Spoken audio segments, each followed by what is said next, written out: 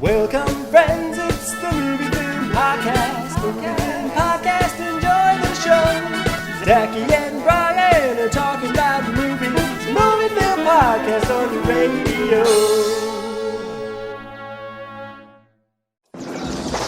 Now, get ready for something lethal. I'm surprised you haven't heard about me. You know, I got a bad reputation, and sometimes I just go nuts like now. Because the magic is back. Lethal Weapon 2. You go first, I'm really too old for this. You go first, I'll cover you. Eeny, meeny, miny. You're not gonna make it. I'm gonna make it. You know, there's not enough room. You were right, Yeah, there wasn't enough room. Lethal Weapon 2. This time, they're not taking any crap. Just get off me, man. I don't want anybody to see us like that. Welcome to a movie film commentary track. My name is Zachy Hassan. I'm here with Brian Hall. Hey, how's it going, Zachy? Hey, it's a nice afternoon. It's nice where I am. I don't know how it is where you are. Oh, it's beautiful here too. I mean, the Santa Ana winds have kicked in a little bit, but otherwise it's blue skies as far as the eye can see. It's the kind of weather that makes you want to drive down the streets of Los Angeles and have a camera overhead while you can hear our voiceover in the car. Where I'm like, I don't get it, Zachy. How does money laundering work? Well, Brian, all I do know is that those people will be meeting at the docks later tonight. Let's get there. Lickety split.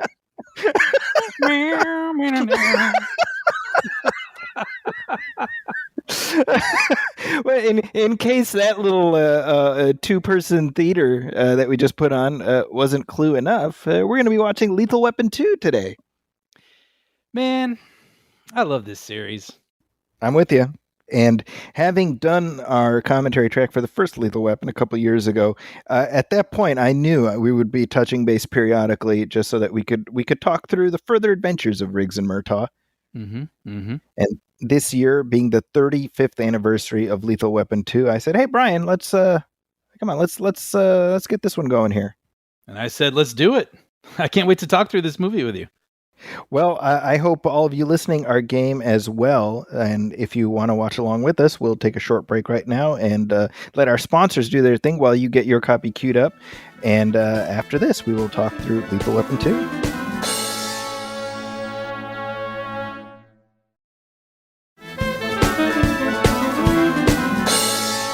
And we are back and ready to go. I'm queued up. Brian, you queued up? I am. So we are watching the theatrical cut of Lethal Weapon 2. There is a version which is labeled the director's cut, but the director of the film, Richard Donner, does not consider that his director's cut. He considers the version we are watching his version. And Brian, I am loath to disagree with Dick Donner. I would never. So with that in mind, we're about to start watching. If you want to watch along with us, we will hit play on 3. So I will go 1, 2, 3, play. And if you don't want to watch along with us, that's fine too. We'll try to keep the conversation interesting enough to hopefully engage you while you're doing whatever it is that you're doing. So, Brian, ready? I'm ready. Now, wait, are we going on 3? Or are we going I was about to say this has never been. There's never been more pressure than right now. So we're gonna. We're it's not 3 play. It's 1, 2, 3 and play. Uh huh. I think that's right. Right. I think so. Well, it has been for us. Yep. Riggs and Murtaugh have their own method. They got their own routine. Yeah. All right. So here we go. 1, 2, 3. Play. I feel like I'm just settling in. Well, let's really quickly. Well, actually, wait. I don't want to talk over this opening, which is so awesome. Like the way it just like boom. You know what I mean? Like this movie just kicks right off, and you have like Riggs screaming and pounding the the roof of the car. There's the title right there. Yep, and then whoosh, whooshes towards you on camera, and then him. You know, these tight shots on their faces and Riggs going nuts. I mean, you're like, whoa, oh, okay. Like I wasn't prepared. Let's go. We're doing this. Love this energetic opening. I mean, I feel like this is one of the first examples of what's very common now, where we just drop the title and right into the movie. Yeah, sure. I mean, I'm not saying it's the first. I think RoboCop did it before this, but I mean, I feel like Lethal Weapon 2 sort of opened the floodgates. Yeah, of it that. definitely related to that also. I mean, these movies have like a real live wire energy to them, don't they? Mhm. Like Yeah. just the way that everybody interacts with each other, even just at the police station, the way that everyone sort of talks kind of quickly and over one Mhm. another. It's not like a nervous energy, but it does keep me sort of alert, right? Yeah. Yeah. Well, I was going to say real quick, speaking to the director's commentaries you were talking about. So that was just a result of sort of the DVD age, right? These The like Lethal director's cuts, you Weapon. mean? Yeah, where it felt like studios were like, well, the way we can get people to double dip to buy more than one DVD of the same But this movie is is real if we quick. have a This is hilarious, by the way. I didn't know about Murtaugh's Murtaugh in drive the his wife's station station wagon. wagon. Yeah. That's so funny. That's what, it reminded me of something I said in the first commentary also was I love the culture that they create at the police station Yeah. where like in this one they're very serious about their jobs, of course, but in the first one, we see them practicing singing their Christmas carols and they seem like this real sort of fraternity Mhm. of Yeah, that's people. right. Anyway, sorry, you were saying. Yeah, no, the director's cut versions of these films that were released were put out in the late '90s to tie in with the release of Lethal Weapon 4. Mm. And so this is really like when VHS was still a thing. And I've seen all three of the director's cut editions of Lethal 1 through 3, and none of them adds anything that substantial. Right. I think they're fine. I've said before that Lethal Weapon, the first film, there's a scene where Riggs takes out a sniper at a school, which if there was one thing I would have left in, might have been that. But I think Lethal 2 specifically, nothing of real value is lost. Yeah. Yeah. No, I was reading about what those scenes were, and I'm sure they're kind of humorous, but I was appreciating the editing of this movie as I was Yeah. watching it. I mean, it's really a lot of the things that feel like gags are really setups for later payoffs, and That's right. it's really tightly constructed. Yeah, I think to your point, the way we just come right in on Riggs and Murtaugh in the middle of another adventure, it really highlights where, number one, like the comfort level of the filmmakers to pick up a few years later, but also, I mean, it indicates how audiences probably felt at the end of the first film, where it's like, I want to hang out with these guys again, Mm-hmm. Mm-hmm. They had a choice in the story construction of the first one to have Riggs and Murtaugh remain as a partnership or to have them go their separate ways. Very smartly, they end with Riggs joining the family for Christmas dinner, and I think to some extent, the audience sort of took on these characters as like, yeah, they're part of our family too, Mm-hmm. Oh, and something I don't want to forget is when it opens also with the Warner Brothers logo, there's that weird sort of like Looney Tunes, That's right. Yep. musical sting at the beginning, the boo Yep. kind of a thing, Yeah. which is I mean, that's a real choice at the beginning Yep. of your Yep. R-rated, violent That's right. cop That's right. action film, but doesn't that just kind of sum it up going It from really that does. into this like hard action sequence next? Like that's the weird balance these movies carry. Right here, this is one of the funniest gags in all of the movies, where Raj is trying to get him to pull away from the curb, and and then Riggs is like, "Oh God damn it, you were right." And this right, the look on Murtaugh's face, right there, it's so funny. But isn't that great texture too? They don't like hang a hat on it, but he's driving the family's new car. You know what I mean? So and it keeps getting wrecked throughout the movie. It's but they such a don't funny make gag. a big deal out of it. It just is. Right. It's a funny little side business. I also think it's kind of neat how the film does a good job of introducing the other cop characters. Yes. And that so that like later on as the events play out, it actually means something. Mm-hmm. We could identify them. So yeah, when we eventually lose them later. Exactly. We feel something. Yep. So pretty much as soon as the first movie came out, Warner Brothers went to Richard Donner and Joel Silver and was like, "Hey, you gotta do a sequel," Mm-hmm. And Joel Silver first went to Shane Black. Understandably, he of course created the thing. He wrote the first film, and they wanted him to write the sequel. And even though what he wrote is like provides the framework for this, it's pretty far afield from his original intentions. Mm-hmm. Yeah, there was a scene in there that I read where like a helicopter filled with cocaine explodes and it rains down over LA like snow. All the cocaine is very different. Yeah, and that mirrors something he wanted to do in the first film, that he wasn't able to do to the same extent. So it's just he really had a bug up his butt about having cocaine rain down on Los Angeles. You know what though? It being the 80s, I can imagine you landing on that idea and being like, "It's gold, Jerry. It's gold. You know? It's got to go somewhere." It's funny because there's the origin of the Go On 3. Yeah. Right.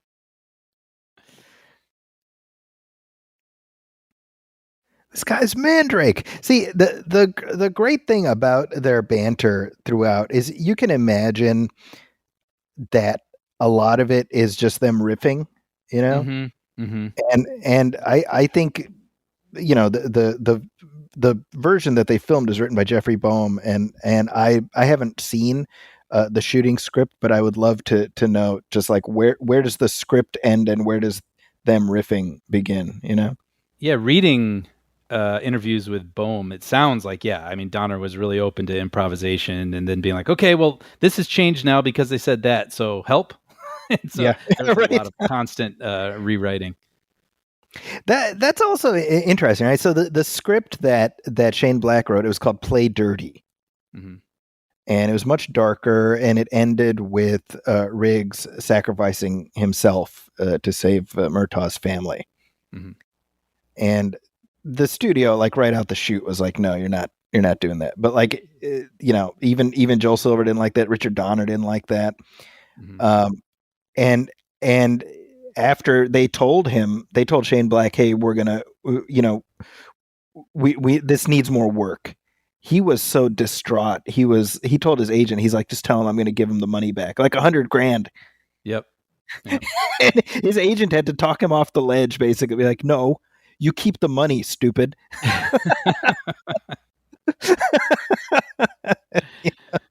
Yeah. It's wild. Now, He Dean co-wrote Norris with a buddy of his, right? Author buddy of his. Yeah, that's right. The guy who created Remo Williams. Yes. Yeah. I forget the guy's name. Warren Murphy. something. So Dean Norris right here. I had to look it up. You know how old he is in this movie? Oh my gosh. How old? 25. What? Wow. Oh my! I would have lost every bet that I ever put on that. It'd say mid-30s, maybe, right? Yeah.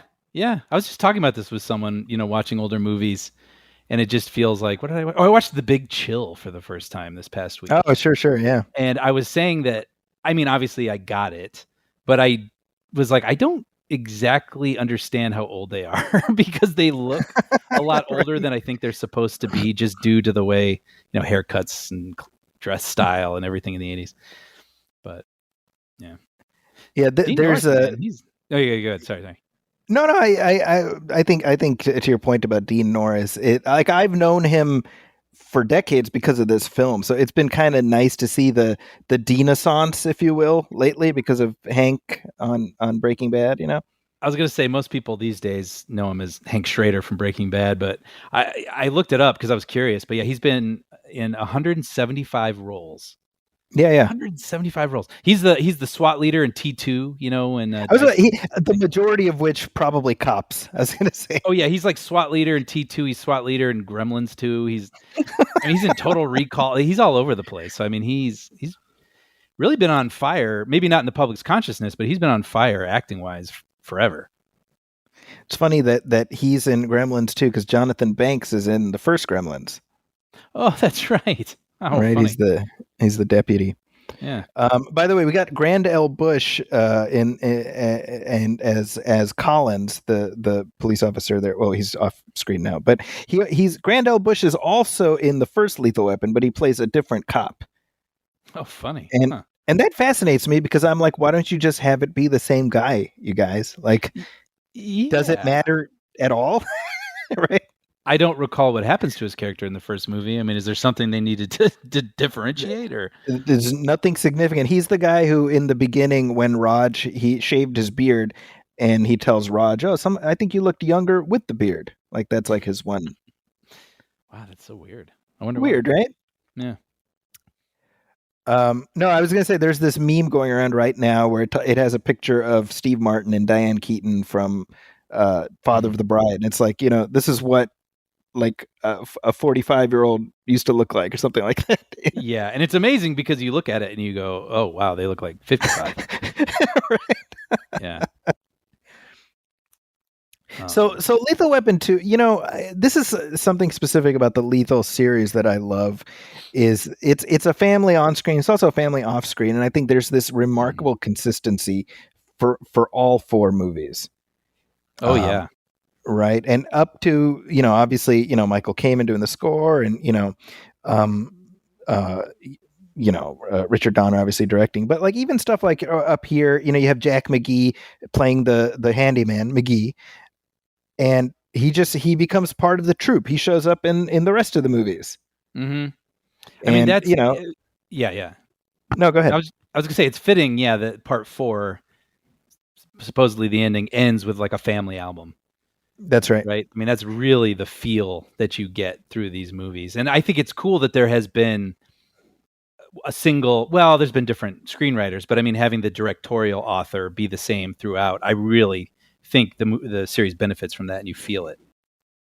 I think that obviously this whole joint wouldn't exist without Shane Black, but I think if anybody it became sort of the guiding light, it was Richard Donner. Mm-hmm. And you can tell how personal this series was to him, that he, up until his death, he was like, I want to come back, I want to do one more Lethal Weapon. Yeah. You can tell it meant a lot to him. And this is a conversation that you and I have had where I'm like, I know he wanted to do a fifth one, but now that he's gone, maybe it's time to just close the book, I think so. But speaking of the family aspect of it all, I mean, you can understand why he'd want to go back. It's like a family reunion for him. A family reunion. Yep. Should note Tales from the Crypt on the TV there, which was executive produced by Richard Donner, along with Robert Zemeckis, Walter Hill, Joel Silver. Yeah, that was for a minute there. That was quite the hype machine for like high profile. Like that was like that was HBO, right? Mm-hmm. Mm-hmm. I feel like that was one of their first big like kind of this isn't what you get on network TV type shows, That, and it hit the culture. Like you knew the Crypt Keeper, right? I wonder if when she hit Riggs in the face right there, if that was like just a goof. I thought that too, like an accident. Right? It looks very natural and accidental, yeah. Right. But it adds to this sort of like bustling family energy that they always have. Yeah, exactly. Yeah. Now, first of all, have you ever seen a condom commercial on TV? I don't know if I have. I don't know, but I think I've said on another episode that I do remember a vibrator commercial that they kept playing over and over during Miracle on 34th Street on Christmas Eve while I was watching with my family. I remember that. Wow. Okay. So never mind. That, by the way, the condom it's a real condom company. They paid $10,000 for that commercial to be in this movie. So wow, really? Product placement. Yeah. Hey, why not? That's what got you, the stilt house being able to fall down over. Yes. Thank you, Ramsey. Yeah, that's right. That's hilarious. Roger's reaction is so funny, but I'm always like how did they deliberately not tell him? Did they think he wouldn't find out that it was a condom commercial? I know. You think it's something that she would keep a secret from him and he would discover late night by himself and like, Trish! Oh, by the way, the McGee there where he said, I made me want to go out and buy rubbers. Like he just improvised that and everybody busted out. So they just left it in. It's funny. I noticed he was in the back with the crowd, and I thought that was funny. And then I love that one by one they all leave, but he's the last one that remains. I thought it was great. Like, that's a really funny idea. Yeah. And I love how Jack integrated McGee. into the family he is here, Riggs. I was about to say, for Riggs, like where he is at the start of this movie versus where he was at the start of the last one, it's such a great progression of his character. Yeah, comforting her boyfriend, speaking on behalf of the family. Like one of them on the couch. I don't know. I love it. I love the feeling. Yeah. And his mullet is less like insane in this one. Yeah, or rather, I actually hold on. Let me correct myself. It's not a mullet in the first one. It's a mullet in this one. Sure. It's weird though. It kind of works on his head, or maybe I'm just used to it. I don't know if I looked at it for the first time this year, if I'd feel differently, but I'm like, it kind of works. It's like a little mane. So Mark Ralston over here as Hans, and then of course Jeanette Goldstein is in the film as well. So we have a little Aliens reunion. Yeah. Oh, that's funny. I didn't think about that. The both of them. Drake and Vasquez. Yeah. And, John Connor's foster mom. Yeah, that's right. Jeanette. Yeah. So this movie was the number 3 movie of the year in 1989. Isn't that amazing? I dug into this. I was kind of fascinated just by the year 1989 because I think we spoke about it recently, didn't we, in our last episode? Yeah. Like what a fairly certain banner year it was. And I mean, yeah, this made a ton of money. The budget was $28 million. It made $147 million in the US and $227 million worldwide. And the top movies of 1989 that year were Batman at $251 million, Indiana Jones: The Last Crusade, $197, and Lethal Weapon, $147. Top 3. And this is a year where in the top 10 box office of the year, you could also have movies like Dead Poets Society, Parenthood, and Rain Man. Top 10 of the year. It's amazing.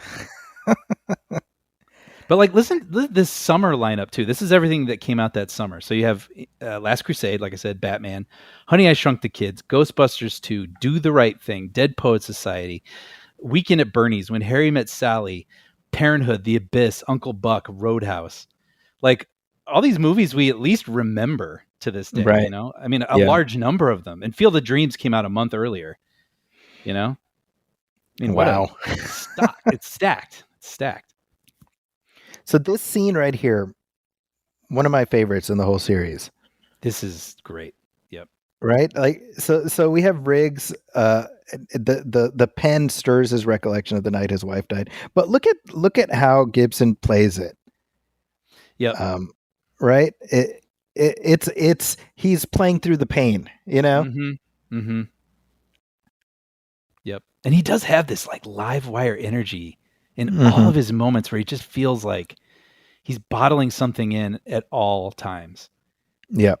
Which is sometimes it's uncomfortable to watch, but that's the character, Yeah, I mean, with this scene in particular, right? You get the sense that it's the first time he's ever talked about it with Trish, and yet he's so comfortable in the household. He's there. He's making chili. He does his laundry there. Yep. Yep. And it's a great little story.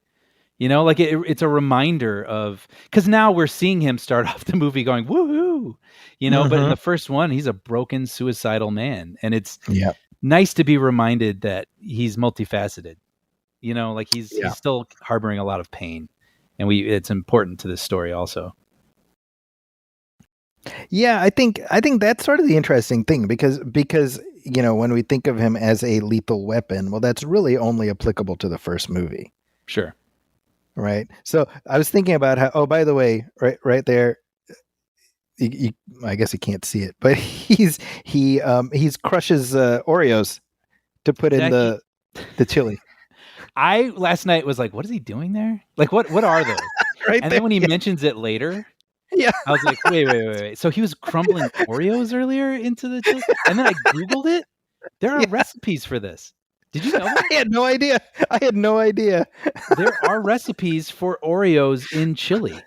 I had no idea. I don't know how popular of a thing this is, but it is out there. I don't know if it was made up for the movie and people capitalized on it, or I don't. I'd be very curious for people to tell us, because I'm half tempted to try it. But see, I like how when Raj comes in, it's kind of this look exchange between Riggs and Trish. Like he hasn't even really told Raj about what happened when Vicky died. And I love that he has that with her. He has that Yeah, trust in yeah, relationship. And she doesn't do a lot in that scene. She's just doing a lot of listening. But Darlene Love yeah. is like, what she's doing with her face.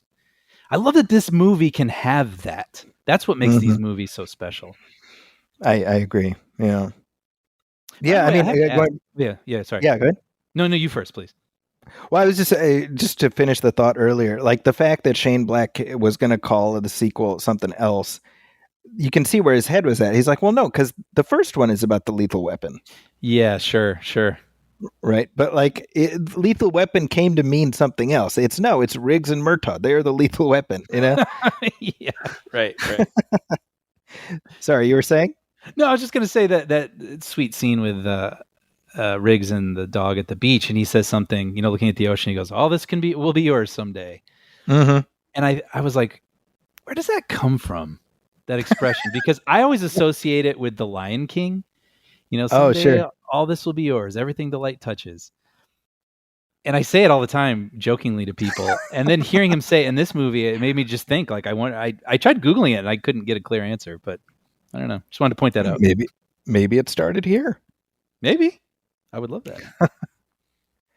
So the villains in this film, which the apartheid state of South Africa, which is no longer in place now, and some would say Lethal Weapon 2 played a role in bringing down apartheid in South Africa.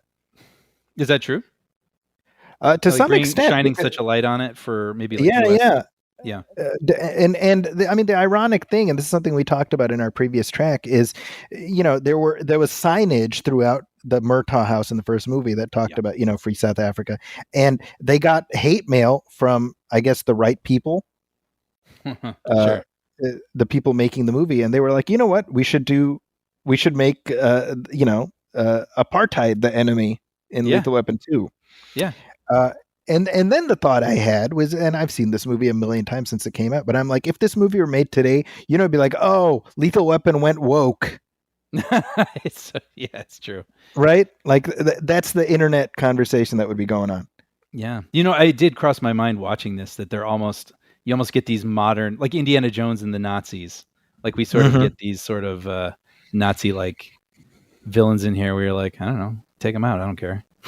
Right. Exactly. Yeah. Yeah. When you think about it, Jeffrey Boehm, he had kind of a nice summer because he wrote Indy 3 and this. Unbelievable. Right. Yeah. He's a name I know, I would say largely because of the Indiana Jones poster. Like, yeah, I'm used to seeing his credit on there, but I went and read about him a little bit. And he wrote Inner Space, did heavy revisions on Lost Boys, turning it into what it ultimately became. Last Crusade, and then he died tragically early at 53. Far too young. Yeah. He wrote the third Lethal Weapon also. Yeah, right. And The Dead Zone. Have you seen The Dead Zone? I haven't. I feel like we started watching that like a while ago, right? Oh, I wasn't sure if you were leading me to the fact that you bought me, because obviously it's a film with Christopher Walken, but it was also. Oh, I forgot about the TV show. Yeah, it was a TV show. I meant I wasn't leading you towards that. I meant the movie, the Christopher Walken movie. I have not seen it, though. I've seen the SNL sketch. Yes, I saw that first. I saw that like 10 years before I saw the movie. Yep. Yeah. No, and the reason I mentioned the series with trepidation is because Zachy bought me the DVD set of the series. I forgot about that. You need to watch this, and it's something I sadly have not gotten to. Hey, at this point, it's available in a lot of ways. It was a good show. It starred Anthony Michael Hall. Right. So this scene here, again, we talk about sort of the family dynamic, on screen and off. Well, Steve Kahn is a representation of both because he's in all the movies. He's also Richard Donner's cousin. But as I was rewatching this, and again, I watch these all the time, but I'm like, I love Captain Murphy. He's so cool. He's great. I mean, he's sort of that. haggard captain, but not the like screamy one that we see sort of like parodied full tilt in Yes, Last Action Hero. You know what I mean? Like exactly. I love it. It's a little more subtle, but it's still haggard. I think you would say you'd say long suffering, Long right? suffering. Yeah. Which, Right. by the way, But he had. yeah. No. He has this sort of understanding, like these guys are my best guys, so I'm going to put up Mhm. with their crap. You know. Yep. Yep. No, I was just going to say that, I mentioned this, I'm sure, on the first one, but many, many years ago, we were developing a TV show about buddy cops called Sucker Punch and Leroy. And we actually met with Steve Kahan to play their captain. And we had lunch with Right. him. And he was into it. He loved it. He liked us. He busted my chops. I got my chops busted by Steve Kahan, man. It's cool. one of my amazing favorite Hollywood memories for sure. That's awesome. Yeah. So Leo Getz, obviously one of the most iconic parts of this whole franchise. Yeah. Sometimes I forget he's introduced so early. I think of him like in 3 where he's like really like a third main character. Yes. Well, that's kind of the funny thing is I have said before about this series. It's like the Bremen Town Musicians. With each movie, they just add new cast members, and they just become part of the troupe. And definitely, like the chemistry between the three of them is so like right here, right from the start. It's like if he hadn't been in the other ones, you'd be like, oh, like you'd miss out. Yeah, no, he's great. Now, the first choice for Leo was Joey Pants. They wanted Joe Pantoliano. You can totally picture that. It'd be a little different, though. There's something about Pesci's size, that allows them to sort of push him around a little bit. And you can imagine Pantoliano being a little bit more. He look him eye to eye, like he'd be irritating, but he'd also, you know what I mean? Like they couldn't bully him in the same way. Well, I'm sure the thinking. Well, I mean, Dick Donner worked with Joey Pants on The Goonies, right? So I'm sure. I didn't even think about that. You're right. That's probably why he thought of him. Joey Pants turned it down. He was doing something else, so it came. And Danny DeVito is somebody else they thought of, which I can totally see that too. Totally picture that. Yep. And yet, I'm so glad the right person got the role. Right. Me too. No, it's perfect. Dude, what a crazy stunt this is. Right? Flying out the hotel window. I mean, look, that looks so dangerous. It's so crazy. How many flights did those guys jump out of that window and land in that swimming pool? It's crazy. And there's something about it. Like I think that's just this film in general. I mean, it is a summer blockbuster, and obviously we're watching this in the post Blue Sky Beam, but it is so grounded and like somewhat believable, Yeah. There's Nakatomi, by the way, in the background. Yep, right. I saw it. Yep. And this is just a year after Die Hard, so. Whoa. Huh. I don't know if I've fixed that into my brain. That's interesting. Wow. Yeah, no, I really love this on the ground action. It's, I mean, you get into Die Hard 4 where you can sort of manipulate things a little bit more, with computers, and you got cars flying into helicopters, which looks cool in some ways. And that movie isn't, well, it's the Harrier jet is the worst offender, I'd say, in that, where McClane is surfing a Harrier jet. But like, it's really nice to go back to these smaller stunts, but they feel so much more dangerous and visceral, and like our characters are in peril. And I don't know, they make me grip the arm of my couch differently. Yeah, I agree with that, and I think that's, I mean, with the Lethal Weapon movies, I always say that, like, if you watch them back to back to back, then it's sort of the decibels start going up slowly, because certainly by the end, They do. right? I mean, the last one is, I mean, it's like My Dinner with Andre compared with modern blockbusters. Right. But compared to the first Lethal Weapon, it's quite a bit. It's a lot more, a lot more. Yeah, riffing and puns, and which is something that Shane Black has, been on the record complaining about, as he feels like they lean too much into the comedy as they continue to head. And this one is much more of a comedy than the first one. Oh, much. And I think it's hilarious. I mean, that's the thing. It's funny. I was watching the Siskel and Ebert review of Lethal 2, and Roger Ebert was just over the moon about this. He absolutely loved it. And he loved the first one too. Gene Siskel was like, I liked everything but the riffing and stuff between the two guys. Well, buckle up. Yeah. I don't like it in this one. And that's funny to me because I'm like, that's the stuff I like the most, you know. I think honestly, that's what audiences liked. Like that's why we got 2 more of these, you know. Like I think the suicidal ideation, that is an important part of the first movie, but I don't think you could make that a runner for all 4 movies. I don't think people want to watch that, you know. No, I agree. And to me, I like all of them, all 4 of them, but I do feel like this is where they nailed it. Oh, like, absolutely. Without a doubt. Yeah.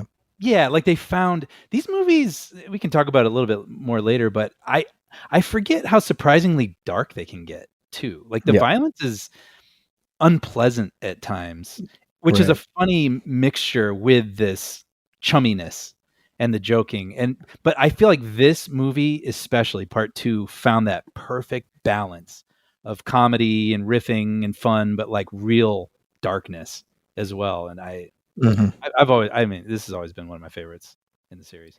Yeah, no, and I would go beyond that. I would say I think this is one of the best part 2s ever made. Yeah, for sure.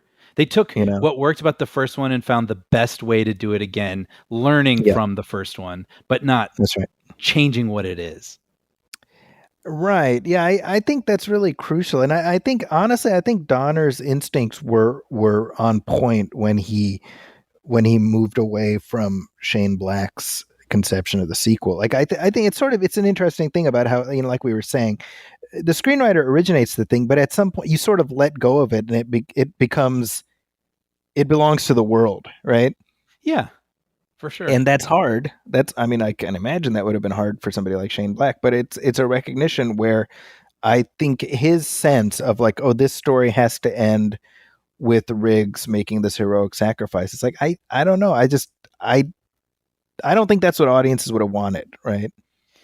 Yeah. And I can picture that version, but it's like, you also have to listen to the movie. I mean, and when I say movie, I mean, you cast these people and they inhabit the characters. They become these characters, and then they have some sort of like chemistry you couldn't have envisioned on the page, and you have to listen to that and let that breathe and evolve into what it is going to be or what it can be. Absolutely. But we just talked right past it, but I find that so funny where Riggs is like, we're black, we're back, you're black, I'm mad. Like, like let's go. Yeah. that's like the elevator pitch for movie 1, you know? Right. I was gonna say that feels like a perfect trailer. It may be in the trailer, but it just feels I'm 100% certain it's in the trailer. Yeah. By the way, speaking of cut scenes, there was a scene before this where they were looking for the house on stilts, and Pesci was having a hard time remembering it. And so it was, you know what I mean? You can see why they probably cut it, because it's just like, oh, that's not it. No, that's not it. But it's funnier when you just go directly to the right place, and it's just like, this is the 9th house, Leo, you know? That's right. So you get the comedy of the thing that you make up in your mind that you missed. Yeah. You see, that's sort of, those are the interesting choices that, you know, filmmakers have to make all the time, right? Where it's like, you know, you have to kill your babies sometimes, and it's like that bit. I mean, it's amusing on its own, but it's always that question: like, does it serve the totality of what we're trying to do? Right. So the stilt house, that's one of the few things that survive from the Shane Black iteration of this. Yeah. Well, it's a brilliant idea. It's an amazing stunt. Oh, exactly. Sorry, now I'm kind of watching the movie. But yeah, you can imagine driving through, you know, the Hollywood Hills and seeing one of those and being like, what if I just pulled on one of those stilts? You know, it's just like, and you're like, I'm putting that in a movie. I mean, I certainly think it every time I pass one of those houses.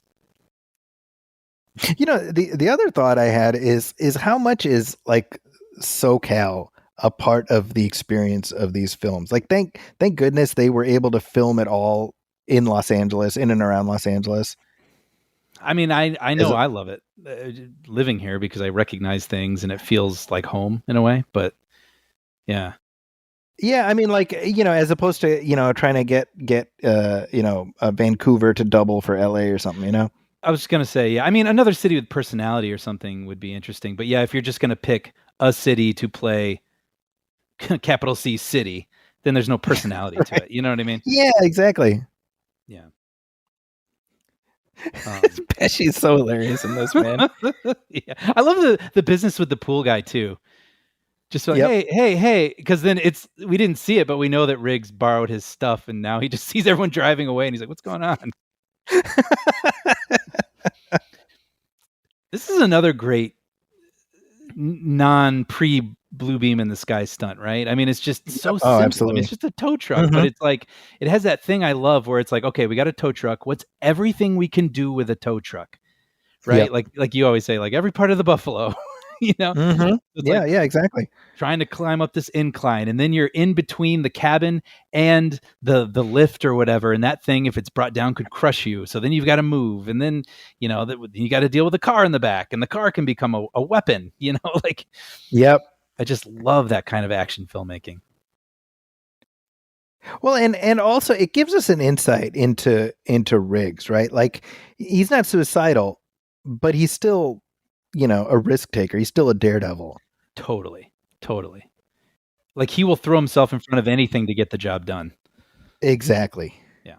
So this shot right here, I love this so much, where we just stop and we just focus on picking up Riggs's gun. Mm-hmm. And I just love that you could have just not had that in there, right? But it's like, no, we have to show that they don't leave Riggs's gun lying around somewhere so somebody can find it. That is a good point. Right? Like, I clocked the moment last night because I loved the angle and the feeling of like, hurry, we're in the middle of a chase, and him having to scurry over and pick it up. But you're right. I love it. It's like responsible.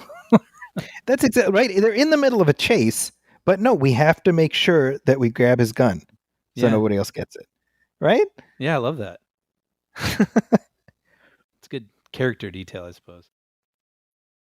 Yeah, that's what I like about these movies is they always give Murtaugh business that's not just like standing back and watching Riggs be the hero. Yes.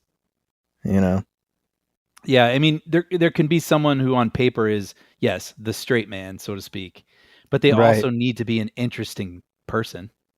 Yeah, exactly. And he is a fully fleshed out character. And also action oriented, he's a good cop. Mm-hmm. That's right. They just do business differently. Like that moment. I love that moment at the end with the cash, when he's. Yeah. Oh yeah. I was gonna talk about that. Yeah. Oh, I love that. I think about this all the time when I see surfboards on top of cars. Always. I picture this like sort of hilly sort of street and just like a surfboard flying through a windshield.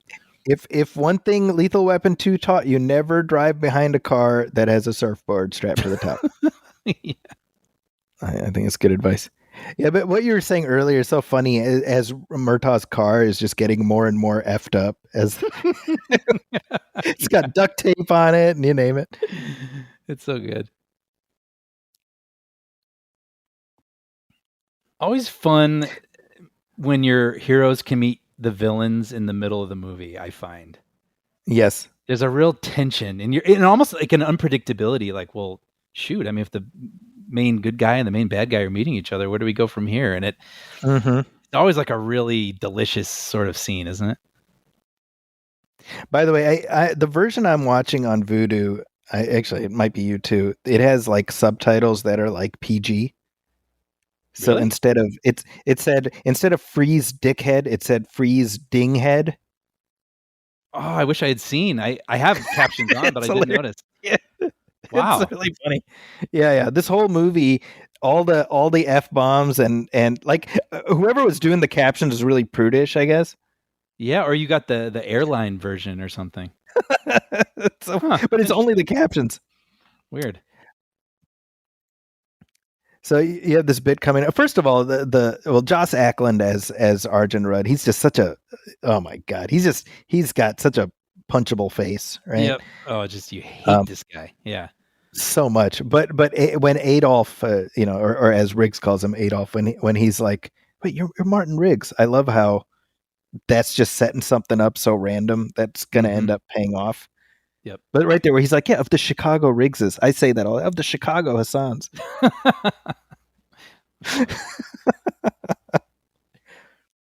That guy on the left, he was reminding me of this other actor who I can't name right now, but I realize it's not him. The guy from Ninja Turtles 2 and Titanic and David Warner. Yeah, is that it? Yeah. He resembles him, but not. Yeah. He looks like him, yeah. Yeah, Joss Ackland, he was the following year he was in Hunt for Red October. He's the the Russian guy. Yep. I was just I'm looking at his IMDb right now. Yeah, I think he just passed away recently. Bogus Journey. Yeah, that's right. He's in Bogus Journey. I forgot about that.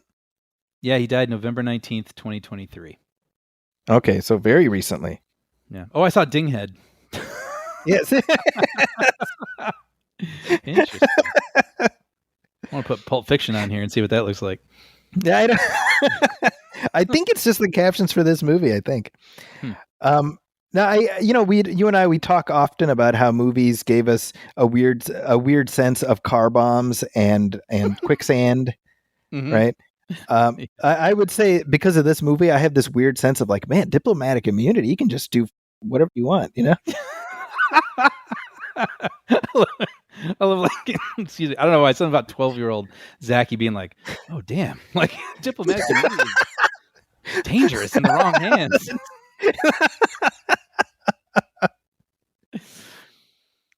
So Patsy Kensit. So this is interesting. But how old is Patsy Kensit here? 21. 21. I looked it up. I wanted to see how old he was and how old she was. He's it's like a 12. 12-year difference. Yeah. But they originally wanted Brigitte Nielsen for this role. I'm gonna say Patsy Kensit is better in the part. So I mean she's kind of like a badass. Feels like a different energy. Yeah, that's right. Exactly. Especially by then because she had played Red Sonja and. Yeah, and she doesn't seem like someone who would put up with working with these people if she didn't agree with them. Whereas this person feels like she's in sort of like a weird spot where she doesn't want to be. Yes. Yeah. Exactly. Yeah. But I looked her up because I was like, I don't know her from anything else, but her acting goes way, way back. I mean, I guess she was like a child star. She was a musician. She was in a band. Yeah, that's right. Yeah, long career. I mean, probably best known to American audiences for this movie. To American audiences, yeah.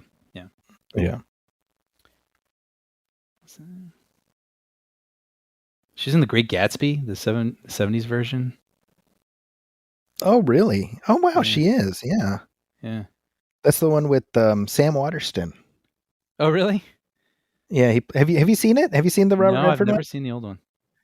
So Sam Waterston is Nick, the character played by Tobey Maguire in the more recent one. And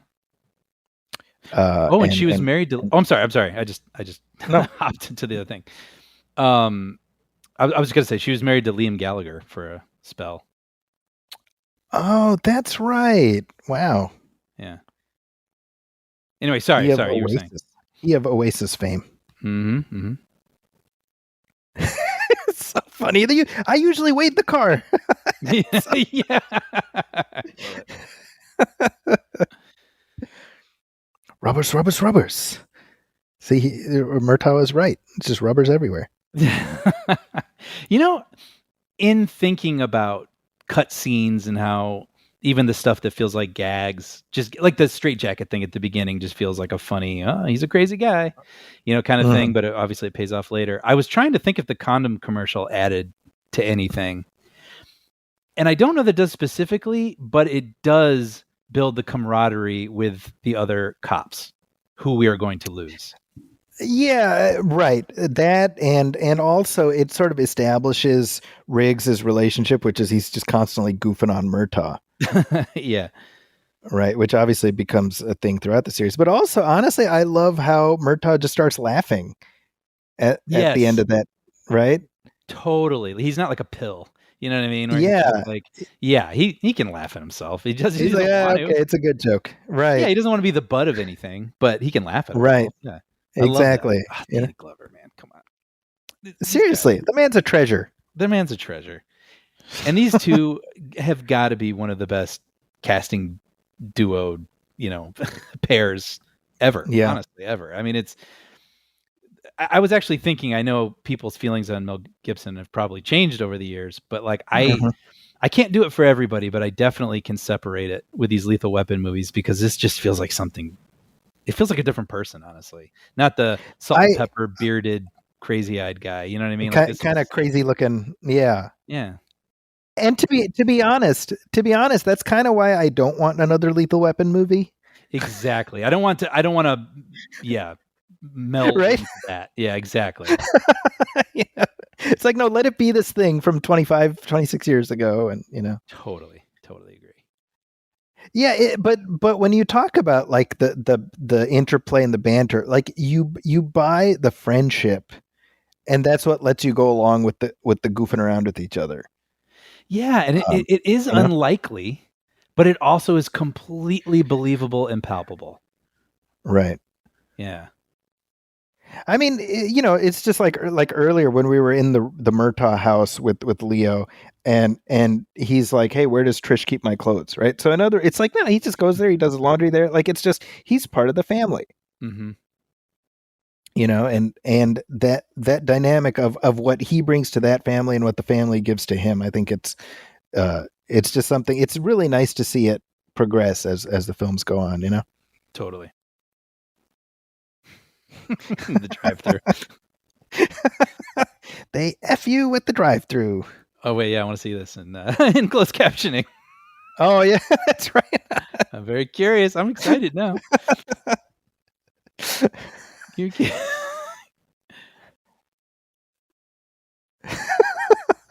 Wait, did he say it? Not yet. He's about to. Here. Yeah, they freak you. Wow. Wow. You got freaked. Brian, they freak you at the drive-through, man. Wow. Which drive-through? Who gets freaked? Oh, Leo. I don't give a freak. Wow, that's so fascinating. Oh, man. Yeah. That happened to me recently, actually. I got freaked at the drive-thru. I went and ordered soft shell tacos and I got hard shell, but you know what? I turned around because I wanted. Oh, did you really? So bad. Yeah, you know what was great though? Then I went inside. I was like, "Hey, I asked for soft shell. You gave me hard shell." And he's like, "Well, you know what? Keep the hard shell. Here's your soft shell, and here's some gift certificates for more tacos." And I thought, "Wow, look at that!" I was like, "Give this man a raise." So you went back there. You didn't lose your shit. No. See, I think that's the thing. You were just like, "Hey, listen, I was just here." Yeah. Thankfully, I wasn't all the way home, but yeah, it's a good thing you checked.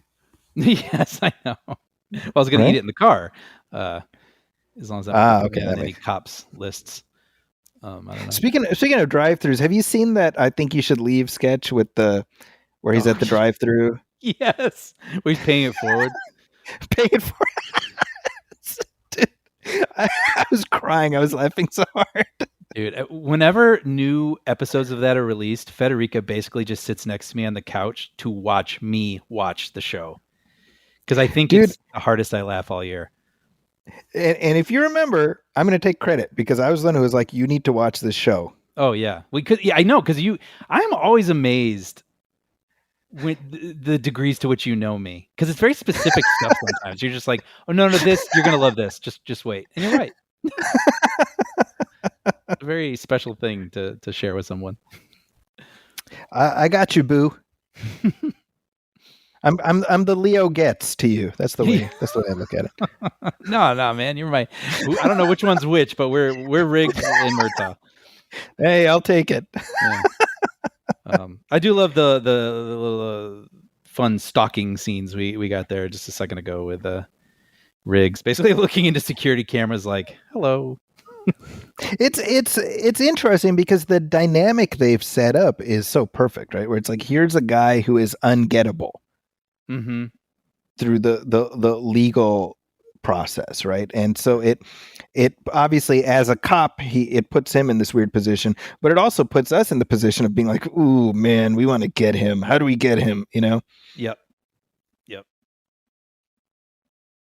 Now, I can't remember if he said this specifically, but with the Shane Black thing, Leo Getz was only in like one scene, and it's fun where you can see where they took him here. You have him basically like, with an apron on, cleaning Riggs's trailer, and like he just immediately, they saw an opportunity and they created this totally fun character. Yeah, and I wonder if they built him out after getting Pesci on board, or if they saw the potential before even casting. You know what I mean? That's a really good question. Because the other interesting thing, yeah. Well, as written, he was going to be kind of effete. Oh, interesting. That was he like slick and kind of effeminate. And Pesci was like, well, I don't want to play that. And so he came up with this idea. He's like, I met a guy at Disneyland who was trying to guide people. He's like, okay, you got to go here, and okay, and then go, and he just started doing that. And Donner thought it was hilarious, and that's what they landed on. And it's so much. It's like the perfect characterization. Yeah, with your description, the first thing that came to mind was like Bronson Pinchot in Beverly Hills Cop yes, or whatever. Right. That's what I thought too. That's what I thought. I've seen that. I love this. This is different. Yes, exactly. Yeah, the Leo character appeared on the television series as played by Thomas Lennon. Yes. Thomas Lennon. So kind of legendary around these parts with our show. That's right. That's right. I love me some Thomas Lennon. Yeah. This scene is just so special, isn't it? Yep. Like, yep. Everything about this scene with Murtaugh on the toilet, like you can imagine a version in like a more modern movie with like more comedic actors playing up the comedy of this. And there is comedy to be had here, and we get a little bit of it. But like there's this is awkward, but like these guys are brothers. This is a serious situation. Yep. It's uncomfortable. I just love the way they play this. Like the tone of this whole sequence is so unique. You know what I'm saying? Like you can imagine it going into absolutely broader sort of comedic territory. And I just love that there's this, it's kind of funny, like, oh, this is a silly scenario, but then it immediately becomes deadly serious. And all the way through the end of it, which I know we'll talk more too, but just the bond that these guys have, willing to die for one another. I love this sequence so much. Yeah, it's and especially arriving as it does, it's literally the heart of the movie. It's right in the middle. Yeah. Right. And let me also say, as a father of 5, I feel Murtaugh's pain because being able to just sit on the toilet in an empty house, it's really like I feel this so much, Brian. It's taken away from him. They put a bomb. Well, all he just wanted was just read his magazine on the toilet in peace. See, Riggs gets all these motivating factors later to want to kill the bad guys. This is like a perfect motivating factor for you and Murtaugh for like, you took away my pee.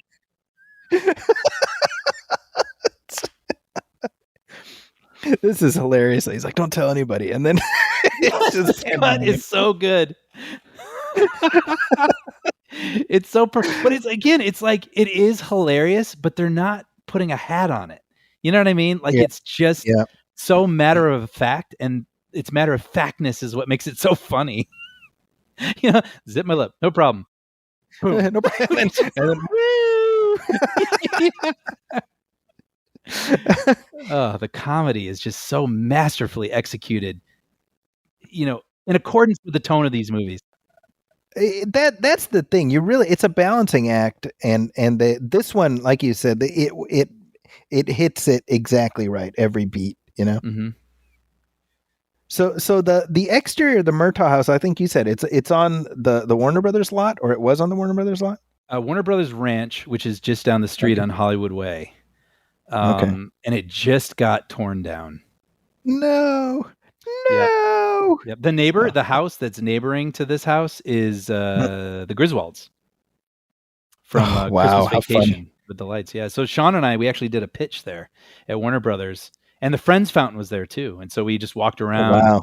And it's just this. It was iconic. I mean, you walk down the street and you immediately recognize it. And I feel so thankful I got to see it before it was torn down. So this actor who plays the bomb squad guy's name is Kenneth Tiger. We just saw him a couple months ago. He was in the Lois and Clark pilot. That's right. I knew he was someone that I recognized, and I know from many things, and I couldn't place it. This, Yeah, by he's the the way, scientist. that look. Oh, isn't it great? Oh, It's he's perfect. like, we need to get you out of here. He won't even Yep. speak. Riggs just like, Yep. I'm not leaving with no words. Yeah, I mean, that's the thing, right? Like the bond, like you were alluding to. It's like it's this brotherhood that these men have. And so you kind of when you stack it against the first movie, you're like, they went through something in that first movie that bonded them for life. Mm-hmm. Right. And you don't get some line like, we need you to leave, not on your life. You couldn't tear me away from here. Like, no, and it's like we just get a steely stare. I'm not going anywhere, dude. Love it. Mm-hmm. By the way, I MythBusters tested this out. Oh yeah, I saw this. Yeah. That's crazy. I even watching this, I was like, what? Like, I don't understand this. Liquid nitrogen would slow it down. But yeah, they pour liquid nitrogen to delay the explosion. And here it says it would give them seconds. But MythBusters proved 15 that minutes. 15 minutes. Yeah. Yeah. But that's not exciting, Zachy.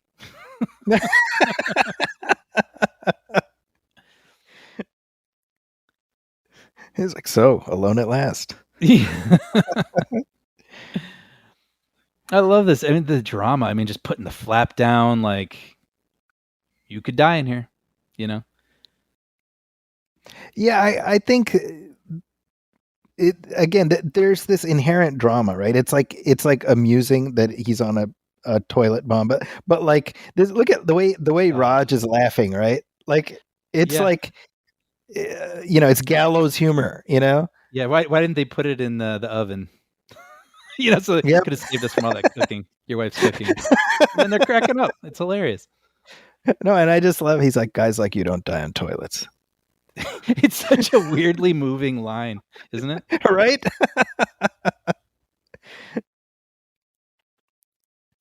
Yeah. Oh, and then the on three, wait, 1, 2, 3, go. And this is important. They only have seconds, so it matters.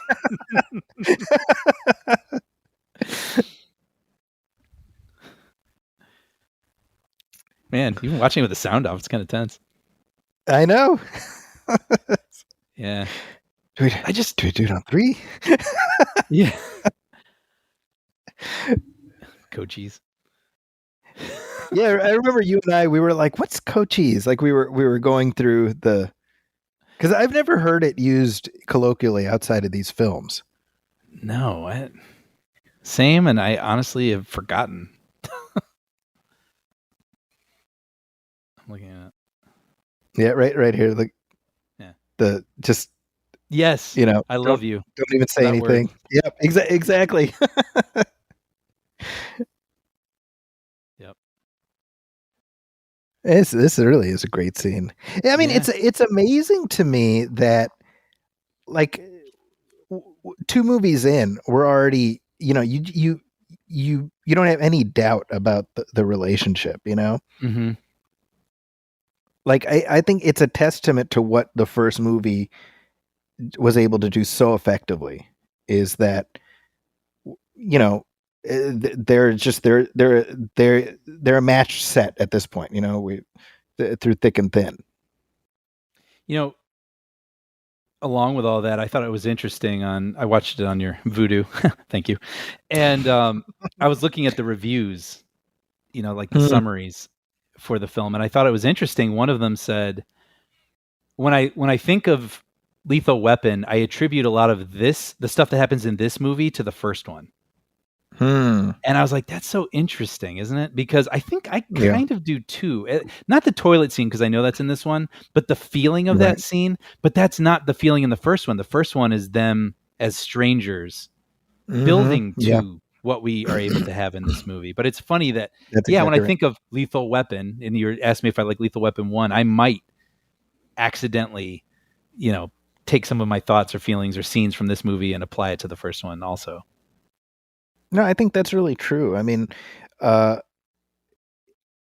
when you look at all four of them together, and we've said this before, right? What tends to happen is you watch one, and then you're like, well, I gotta go through all four, and Oh, yeah, and so they do kind of blur together a little bit. sure. But I think the cool thing is that the progression is so natural that it's never like none of them feels jarring.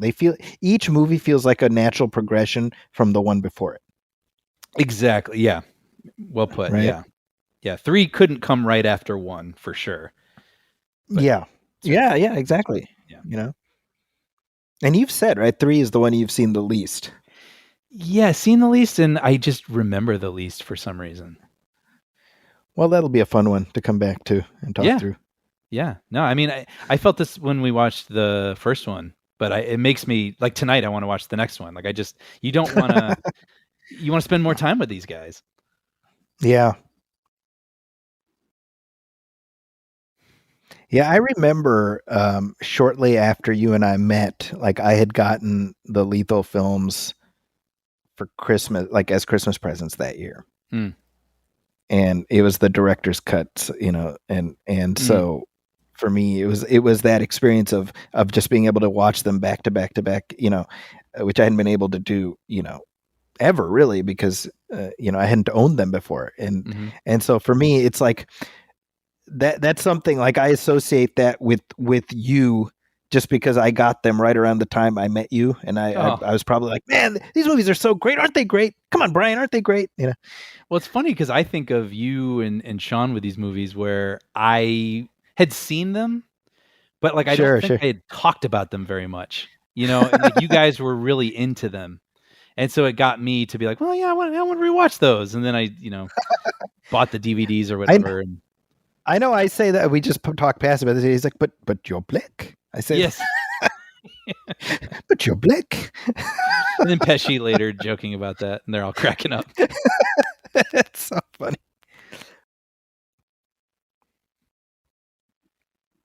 So this set, Richard Donner talked about how the day they got in to film this, the production designer J. Michael Riva had painted it pink, so the whole thing was pink.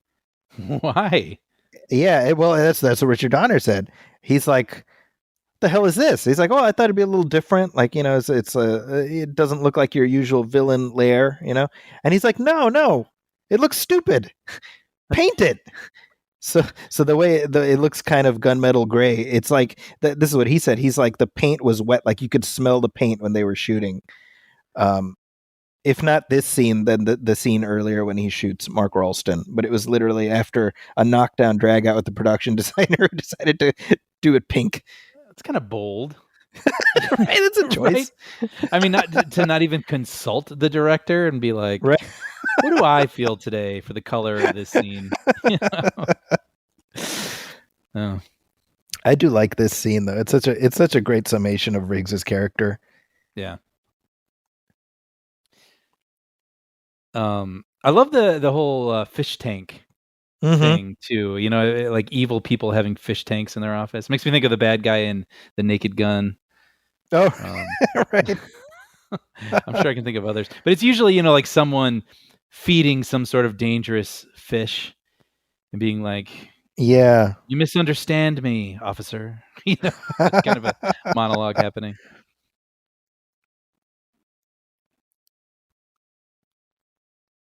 Yeah, I love the whole sort of Three Stooges sort of energy too. Like, I mean, they set that up earlier that he's a big fan, but he's doing a lot of those like Three Stooges noises, sort of behavior throughout this thing.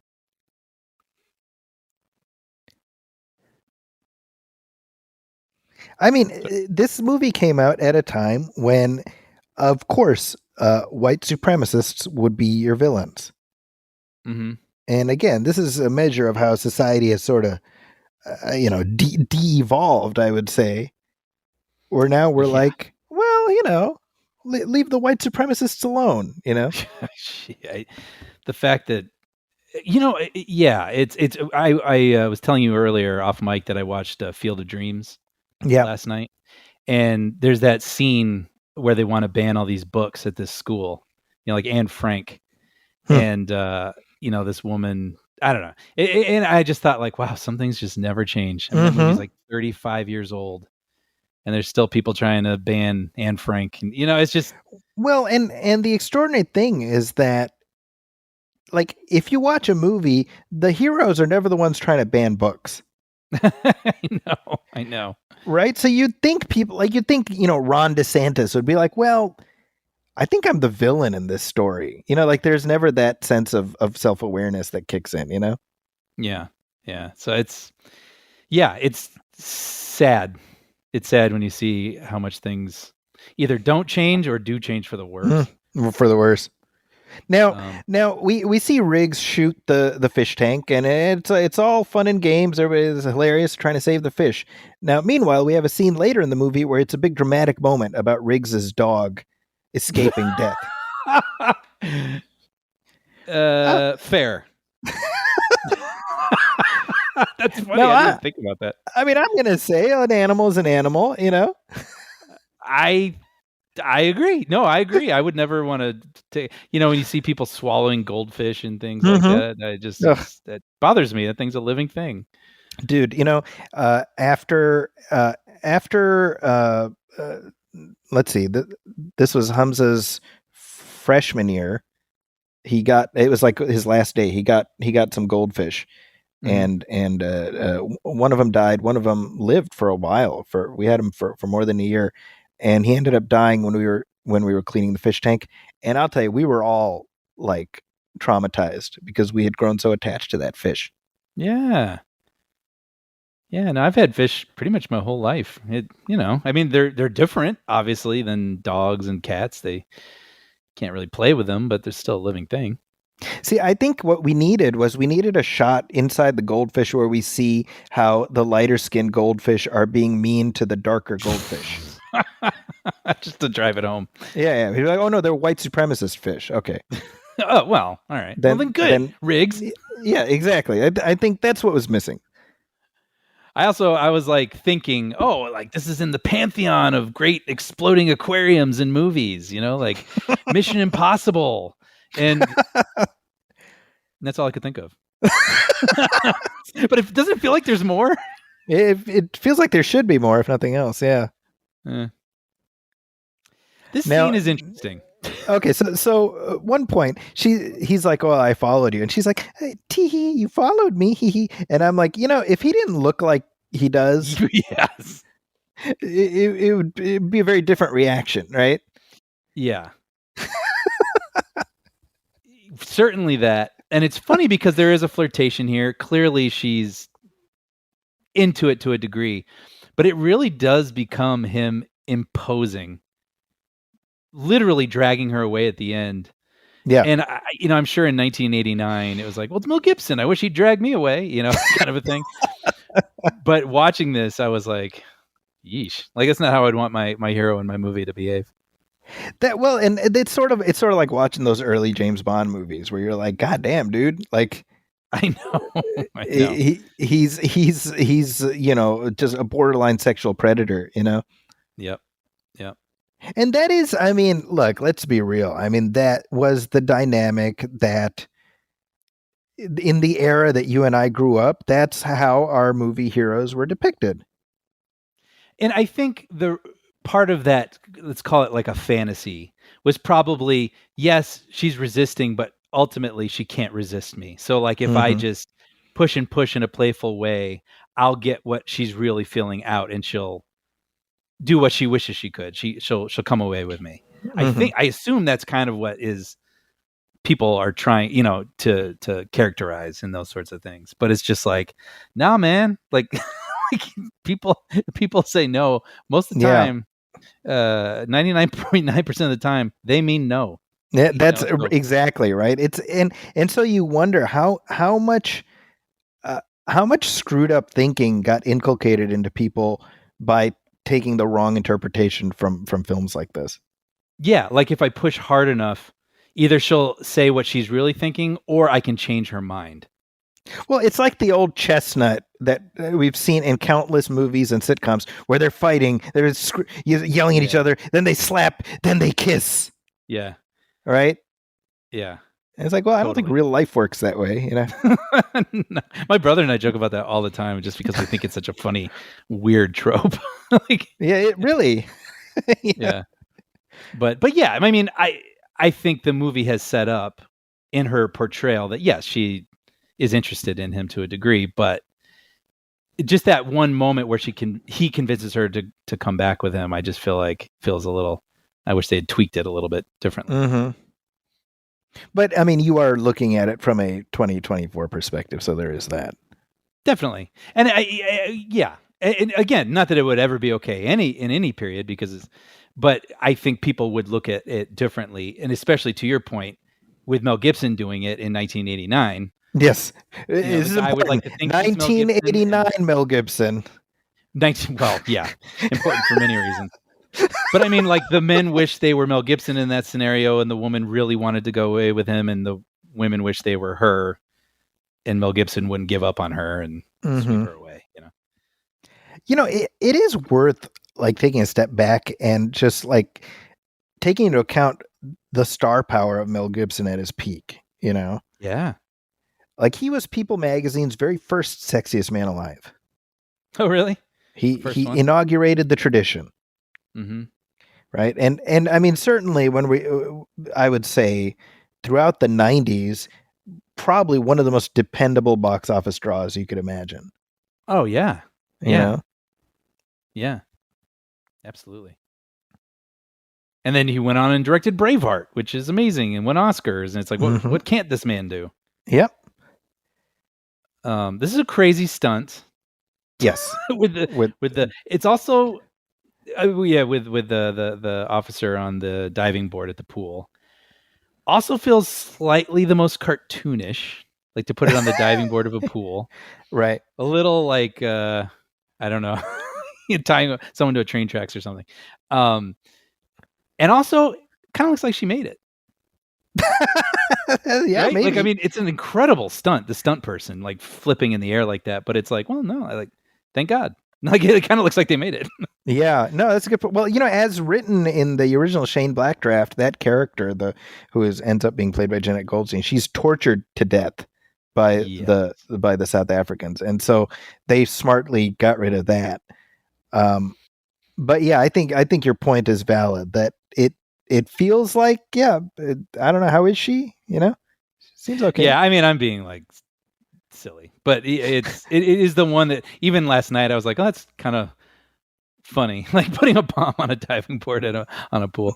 Yeah, as opposed to these other people that are just getting like blown up and shot in the head. And these poor guys. I almost wish we had seen like a bird land on the pool, the diving board. You know what I mean? Like a little bird, like cheep, cheep, cheep. Like. Now, this scene right here. I talk about how much I love Captain Murphy. This scene right here is why. The cops are freaking out. They're panicking, and he's trying to calm their nerves. Let's worry about the ones that are alive, right? Yep. Right. He just kind of taps them on the cheek. Let's do it. Right. Isn't that great? In the face. Gosh, this has got to be the best, most human version of this kind of chief. Mm-hmm. Exactly. Right? I never thought about it because, again, if you asked me and I hadn't watched these movies in years, I'd be like, yeah, he's the guy who's got the Tums on his desk and he's always yelling about, these guys blowing up city blocks, but he's not that guy. No, not at all. Like even in the fourth one, when he, Riggs and Murtaugh get promoted to captain briefly, right? Yes. And he's like, this is the most painful thing I've ever to go through. But you can tell he's joking around with them. Yeah. Yeah. He's like, oh, I got to do this now, and he's having an aneurysm, Yeah. No, he thinks they're knuckleheads, Yeah, exactly. But they're his knuckleheads. Exactly. Yeah. I love how Leo's just trying to get Rod to cheat on his taxes. I know. Yeah. It's so funny. The boat, by the way, we never see the boat in this one, but this is the only movie where we don't actually see his boat. Wow. But at least we get reference to it. We get the reference. Like, Leo is like, again, he's like, she makes me want to buy rubbers. So So I definitely remember between movie 1 and movie 2, I was like, man, you can just show boobs like all the time in movies. It's fantastic. yeah, that's right. Well, it's funny because I'd kind of forgotten about that. And then I was reading about Joel Silver recently, probably because of Die Hard. But it was like everyone said, oh, Joel Silver, bombs and boobs. Yep. You know, Literally, it's like, you had to every get the- movie has to have a topless scene. Yeah. Which is a very kind of 80s thing too, which the very, very almost silly, gratuitous version of seeing like just boobs on screen. And That's the right. reason I was thinking about it recently too is I watched the movie Valley Girl for the first time. Mm-hmm. Yep. And I was surprised that there were all these boobs in the movie. It just felt random. Mm-hmm. And so I was reading the trivia afterwards, and that was a mandate from the producers for the budget. If they were going to provide budget for this woman to make the movie Valley Girl, there had to be X amount of boobs in the Amazing. film. And doesn't that just feel like so 1983 or something? You know, like It really does, because what you realize is that this is the pre-internet wilderness where you would get your snippets in your R-rated movies, or you would sneak a peek at the top shelf at Walden Books or whatever. yeah, it could be a draw. The fact that like, oh well, Mhm. Yeah. I'm gonna get to see like a little peek at somebody, and if I can see this movie, Yeah, basically, yeah, that's a good point. But Patsy Kensit talked about how like she had to be fully nude, but Mel Gibson had like a little, banana hammock or whatever. And I'm like, well, what's that all about? Like, you know what I I was gonna mean? say, sadly, that feels about right. Right? Yeah, there's been all this talk lately about intimacy coordinators, right? Uh-huh. And basically, for those who are listening, are like, what's that? It's basically people who are on set during a love scene to just kind of make sure everybody's comfortable, right? Mm-hmm. And let's be honest, by everybody, really, we mean the women in the scene, usually, because they're the ones who are most often objectified, right? Sure. And that's the interesting thing is you have men talk about the intimacy coordinators. They're like, they're just getting in the way of the art, and they're trying to do. But the women are always like, man, I'm so glad to have them there. I have somebody who's looking out for me. Like, you know what I mean? Yeah, they have an advocate. I mean, you hear all these stories about women agreeing to one thing. Yeah. And like, okay, this is what I'm willing to do for this movie. And then when they show up on set, I'm sure certain producers or directors, whoever, or actors are like, I bet I could coax her into this. Yes. Maybe yes. we can get her to take her top off or something like that. And it's like, there's no one to advocate for them in that situation. And maybe the star that she's acting opposite is bigger than her, has more sway or power. And so what's she supposed to do? So it's nice. Yeah. That there's someone there to speak on behalf of everyone, Yeah. I mean, literally, Kate Winslet, like I've read interviews with her, a big star like her, but she's talking about how, in her early years, like, she did nude scenes in more than a few things. And it's just like the feeling of just not having anybody who's on your side, Mm-hmm.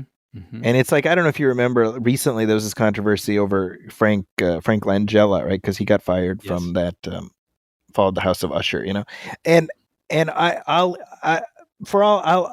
assume that maybe he didn't mean any harm, but just his really obliviousness to the purpose that an intimacy coordinator serves is, I'm like, man, it's just, you got to catch up with the times, Mm-hmm. It's like, oh, they're getting in the way of my art. And think how the other person is thinking. That's exactly it, right? Like, oh no, I want to put my hand on her boob, and they're getting in the way of that, Yeah. Or like, this is fun, kind of, it's like, well, maybe not for everyone here, like this is also a job. That's exactly it. Yeah. Yeah. See, now earlier you were complaining about how Riggs just like dragoons this woman into going and screwing him. Well, if not for that, he would have been killed. So it saved his life, really. That's true. No, but that's just my point. Like she's obviously interested in him.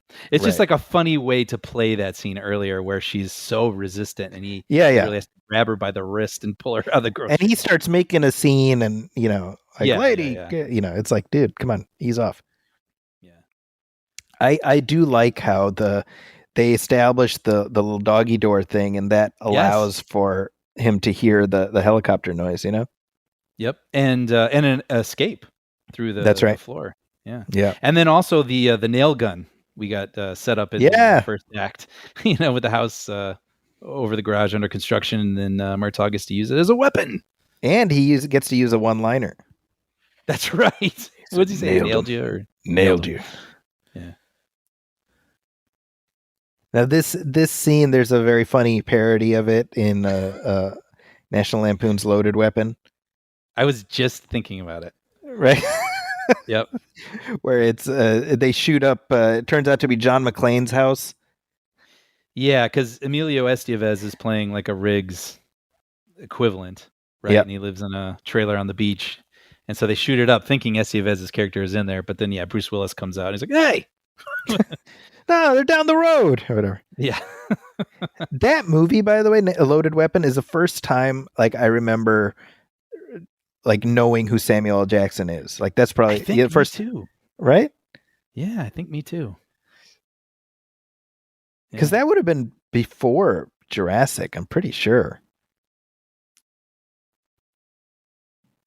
I am almost certain. Wow, wait, you're blowing my mind. So Jurassic, I just never thought about it. It was before Pulp Fiction. That's right. I definitely knew him, Samuel L. Jackson, before Pulp Fiction. Yeah. I definitely knew him before Pulp Fiction. And the first time I knew him by name was National Lampoon's Loaded Weapon. Wow. Okay. Yeah. I want to rewatch that. I wonder if it's good. I watched it recently. Because when I watched the Lethal movies for the first time with my oldest, I think right after that we watched Loaded Weapon. Mm-hmm. How is it? It has funny moments. I would say it's not like a Naked Gun type thing. Sure. And maybe we would appreciate it because we're of that. Yes. Era. Yeah. For like it may not hold up just to anyone. It's not. Yeah, I would say on the spectrum of those type of parodies, I would say like Not Another Teen Movie is probably better. Sure. In terms of hit to miss ratio. Got it. Yeah, I'm curious. I hadn't seen this in a while, and for some reason in my memory, she died here. Okay. And I had forgotten that it's later, and it's much more disturbing. It really is. Yeah, it really is. And I had this funny thing last night when I was watching this where it looks awesome, where Gibson, first you see it in silhouette. He's climbing to the top of the trailer with the gun, and you see his silhouette, which looks really great. Almost Indiana Jones like. And then when he's on there, just like waving this machine gun, wildly and shooting at the helicopter. And I was like, man, the 80s. This image, I don't know how to explain it, but I just can't imagine that image or that feeling or whatever that thing evokes for me right there. I just don't feel like I see in action movies anymore. Well, what's funny is that silhouette shot specifically, Richard Donner talked about how it kind of came by accident. Like, either he was up there, somebody was up there while they were setting up, and it was like, oh my God, that looks great. So they had to read the lights and everything just to be able to get that silhouette shot. Oh, well, it was worth it. It was. I agree. I love that Rika's concerned about the dog. Well, that's how you know she's a good person. Yeah. Yep. That's very sweet. I just wish Riggs was concerned about the fish. That's all I have to say. But it is kind of nice, right? I mean, you can imagine a character that's freaked out that she's just escaped a trailer through a trap door and been shot at by machine gun fire. And she's like, stop, we got to get the dog. Right. That's a partner you want. Well, that's kind of, no, absolutely. Really, they've known each other for one really wild and crazy afternoon / evening. That's true. Right. And yet you believe that they have some kind of a connection that goes beyond just purely sexual, although I'm sure that's a big part of it too. Right. Mm-hmm. And because the thing is, like, when you think about it, it's also an indication that he's moved past his wife, his grief from her, that he's ready to move on, right? So then it's like tragedy compounded by tragedy. Yeah, right. Right. you know? Yeah, which is interesting because I guess she originally wasn't going to die. That's right. Yeah. Like they shot an ending. Yeah. I've seen it. It's like Oh, really? Thanksgiving, and yeah. You can. It's on YouTube. I'm pretty sure. Oh, I didn't know that. I'd like to see it. Yeah, but yeah, she Yeah. lived and she's at Thanksgiving. Yeah, with the Murtaughs. With So they shot that earlier in the film, but they actually didn't have any idea how the film was going to end. So they were leaving a lot of options open. Mhm. Definitely, what happened? This was a Richard Donner thing. He was like, "I think Rika should die." Mhm. Uh, because it makes the third act that much more sort of it drives Riggs's motivation that much more. Yes, which I do understand because she feels immediate. Yeah. But it's interesting too because they also add the whole connection with his wife. That was the Mhm. assassin. He was after Riggs, but he ended up killing his wife, and that's a Right. pretty big motivation. And then he kills all of his coworkers. I was like, damn, how many motivations does this guy need? Yeah, right. That's right. But she's the one. I mean, as much as we know that they care about their coworkers, we don't really know them, and she's the one we get the closest to, I suppose, in this film. We've certainly seen the most of her. That is true. That is true. Yeah, it's funny because when you look at the scope of the series as a whole, you're like, yeah, but he's got to end up with Lorna, Yeah. Yes. right? So there is that, but you're also like, yeah, what did Patsy Kensit ever do? She didn't deserve it. Right. What did she ever do? This is a great moment right here. I was thinking about how, like, this guy is like Riggs's arch enemy, like without even realizing it. Mm-hmm. Mm-hmm. Right. And when you think about it, it could have been like, oh, come on, what are the odds? Mm-hmm. But I totally track with it. That just somehow by a fluke, Riggs ended up crossing paths once again with the guy who killed his wife, so Some like scumbag in his city. Yeah. Yeah, and he even says, "I'm the guy who changed the course of your life." It's like everything that Riggs is now is because of what Peter over there did. Yeah, and it helps that there's that, as you pointed out earlier, that little setup when they cross paths in the middle. Mhm. He's like, "Wait, Riggs?" Yeah, you're Martin Riggs? Yeah. We got a straitjacket. Normally, I'd be concerned, That's right. but we know he can do that whole shoulder thing, which seems like it would be very, very painful. I was thinking that. I was like, that just seems like something that you wouldn't want to be put in that position of having to do again and again, Well, Zachy, I'm not a doctor. And I don't understand how this works, but I also think, aren't there like tendons and all sorts of things you just don't want to Mhm. mess with? I don't know what's being messed with when you pop your arm out of socket. Yeah, that's right. Look at that shot, by the way. I know, Freaking it's horrifying. It actually it stirred me to anger last night seeing her like Oh, that. absolutely. It was really bothersome, and it made, yeah, you know what? Maybe Donner was right. It made me really, really mad, and I wanted to see him. And I understood, and knowing that whole stilts scene was coming up, with the house, and he Mhm. pulls it down, and that it's just pure, unadulterated anger. Mhm. Yeah. I was starting to well up with that from seeing her like that underwater. So, but the guy he's choking right there, that's Sherman Howard. He played Lex Luthor on the syndicated Superboy television series. Oh, wow. He was also in the Seinfeld, the Junior Mint episode where he's the guy being operated on and they accidentally drop a Junior Mint into him. Oh, really? Oh, wow. Yep. He's the guy. Wow. But no, what I was saying about the when you see Rika's body under the water, that was actually Patsy Kensit with her eyes and mouth open underwater. Wow.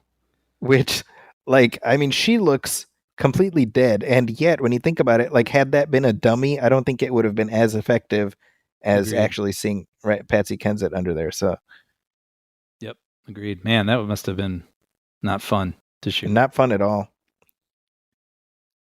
But you definitely get a sense for her character. I mean, assuming the character is the same age as the actor, I mean, she's this 21-year-old kid who just had her life snuffed out for no reason, Right. Right. He plays this really well too. I'm Mel Gibson, man. He's a good actor.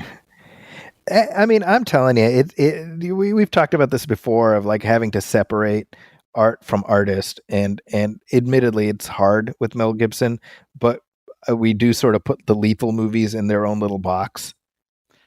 I can't do it for everyone, but Yeah. I somehow can do it for these. Yeah, he's For not, these movies. This is Martin Riggs. You know, I'm not That's looking at right. Yeah. Mel Gibson, and maybe Yeah. because he looks so much. And when he was sort of outed for the hatred he carries in his heart, like he looks different now. Mm-hmm. That wild salt and pepper beard and all that, you know. So I don't know. Like I can keep Martin as Martin.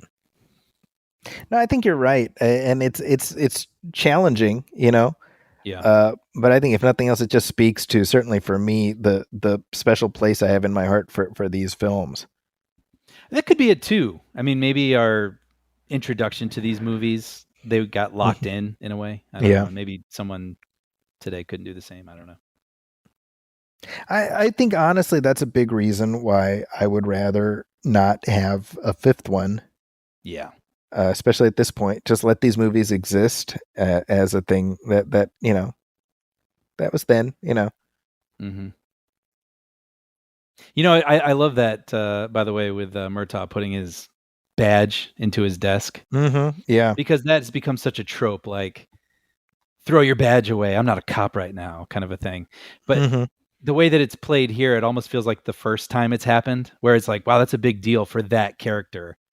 Right. To be willing to put his badge away, you know, to help his partner. Like it feels very dramatic, but it's funny that it's become now something that, you know, gets kind of parodied, you know, sort of you get like, you know, Keanu throwing his badge in the ocean in Point Break and those sorts of things. Right. But I love how it's played here. I buy it and it feels like it has weight. Well, and it sort of, it gives a sense that, you know, if these people are going to be brought to justice, it's going to require extra legal means. Because the law can't stop them. Yeah. And dude, I mean, going back to Gibson, man, he does Tortured so well. You know, I thinking of Signs even is the next thing that comes to mind. Just the carrying the pain silently in that movie, and then at the end when he's basically just like letting it all out with his son having an asthma attack. Oh, so dude, in Braveheart, remember when he realizes that it's Robert the Bruce who is attacking him? Yeah. Remember that? Yeah. And just in it, remember, he just feels defeated, and then he lies down. Remember? Oh man, I haven't watched that in a while though. I should. It's been a bit, yeah. But I love this. Like he's got a plan too. Yep.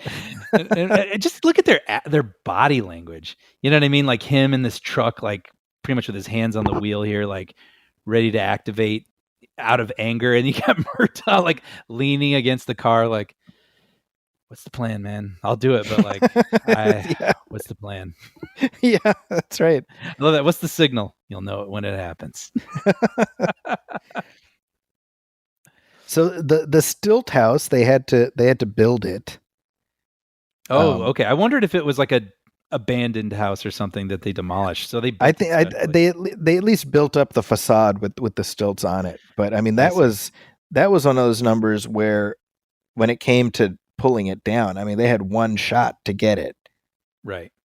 Right. That's one take. You better hope you get it right on the first one, otherwise you're screwed. You know.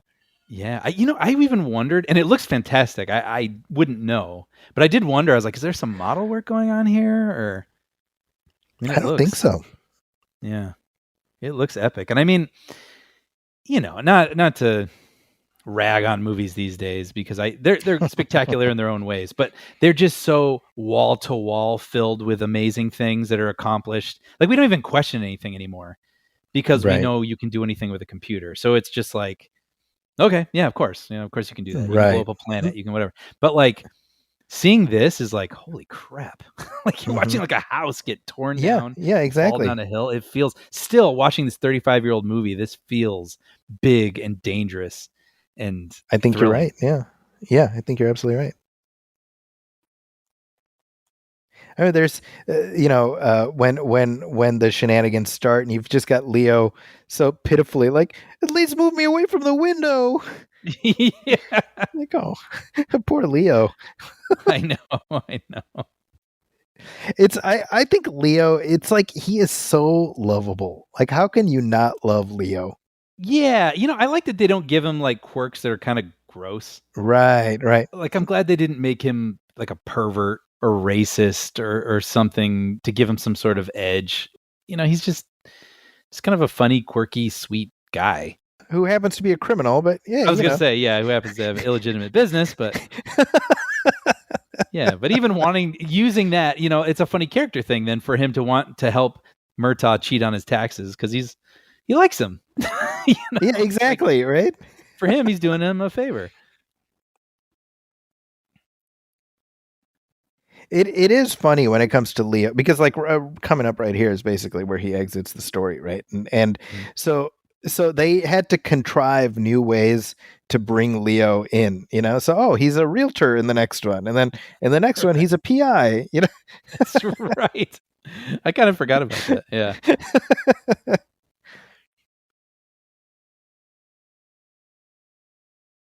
Man, that would have been really cool to see something like that. Like if you lived in the neighborhood, you could watch it from your window and watch this thing crash down a hill.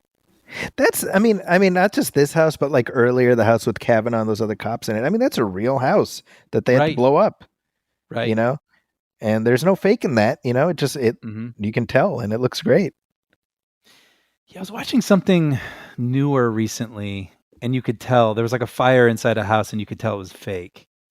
And that is what it is. I'm not going to criticize that. Like maybe it's a safety issue. Maybe they don't have the budget. It is what it is. But there is something undeniable about watching like a house really blow up and go, whoa, like right. It's a neighborhood. I don't know. There's just something. Oh, here you go. This is the yep, the requisite lethal weapon ADR over a car driving at a distance scenes. And Donner has talked about this. He's literally like, when you're just trying to cut this thing together and you're trying to just get rid of the fat, and it's like, what's the quickest way to do that? You just throw in some ADR over driving. Mm-hmm. It works. So it's something. It's great. Yeah, I mean, I think, we sort of joke about it as a trope of these things, but you know what? There's no denying it's an effective way of getting us from point A to point B. Mm-hmm. Mm-hmm. And maybe it is, I don't know, not well done or something, but I'm endeared to it because it's in all the movies. So like I think of it as a part of this series. I totally agree. Yeah. Wow, it's crazy that we're already here. Jeez. I was going to say, this is flown. And I just watched this last night and I'm like loving it all over again. Yeah, I mean, I think that the trick with these films is you have to come up with, you have to contrive an antagonist who's really awful, and so you look forward to seeing their demise, and I think that works with the first one with General McAllister and Mr. Joshua. I think equally here with Rudd and Vorstead. I think that's where the third one kind of fell down a little bit, which I don't think the bad guy who's played by Stuart Wilson is as memorable, Mm-hmm. As I recall, he's the one you're always like, who is he again? Yeah, I remember elements of that movie, but it just as a whole, I don't know why it just doesn't stick in my mind very well. I think for me, Lethal Weapon 3 is the third one. Like that's how I view it. Like, sure. It's another chance to hang out with Riggs and Murtaugh, and mm-hmm. It's the third it's episodic, Mm-hmm. Oh, we were talking about this scene earlier. Yes, love this.